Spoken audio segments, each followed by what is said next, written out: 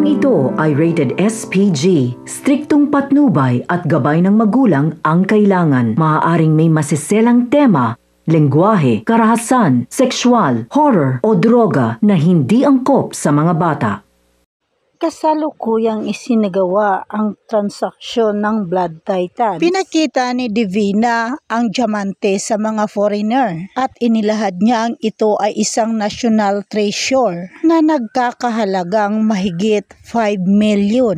Nabighani naman ang mga buyer, hindi sila nag-atubiling bilhin dahil ito. Bihira lang silang makakita ng ganitong kalaki ng investment sa black market. Habang abala sa negosasyon, kumilos na ang grupo ni Tanggol. Inutusan nila si Owen para maglagay ng tracker sa sasakyan ng mga foreigner upang malaman nila ang direksyon ng mga ito. Pagkatapos ng transaksyon, kailangan nilang maging mabilis at hindi mapansin. Pagkakalagay nila ng tracker, agad nilang natukoy ang lokasyon ng mga convoy na sinasakyan ng mga foreigner at nagsisimula na rin kumilos ang grupo ni Tanggol dahil may oras pa sila para maaabutan ito at hindi makakalayo. Habang patuloy na umaandar ang plano, inimbita ni Tanggol si Miguelito na magkarera. Pinaniwala ni Tanggol si Miguelito na isang selebrasyon lang ito ng kanilang matagumpay na transaksyon. Ngunit ginawa ito ni Tanggol para ma-distract lang si Miguelito upang mapanatiling abala si Miguelito habang patuloy na umaaksyon ang grupo ni Tanggol. Nagsisimula na nga ang karera at si Tanggol ang nangunguna. Ngunit hindi rin magpapatalo si Miguelito. Determinado siyang makasabay. Hindi niya alam na ito pala ay bahagi ng mas malalim na plano. Habang palalim ang karera,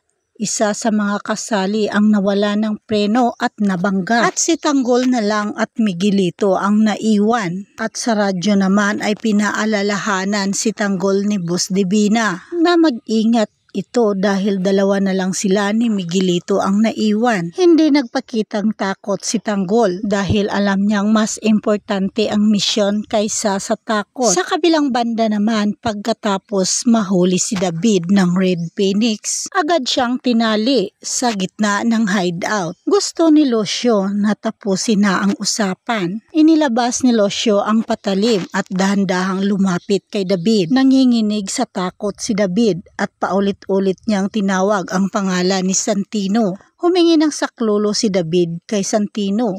Hindi siya tumigil sa kakatawag ng pangalan ni Santino hanggang lumapit si Santino sa kanya. Kaya naman mabilis na pumasok si Santino sa hideout nang narinig niya ang sigaw ni David at pagdating niya, hinarap siya ni Lucio. Sa halip na si David ang lapitan ni Lucio, iniabot ni Lucio ang patalim kay Santino at sinabing si Santino raw ang magdesisyon, buhay o mawala ang kapatid niya. Nasa kamay raw ni Santino ang desisyon. Gustong subukan ni Lucio kung gaano kalayo ang kayang gawin ni Santino. Nagagawa nga kaya ni Santino ang gustong ipapagawa sa kanya ni Lucio?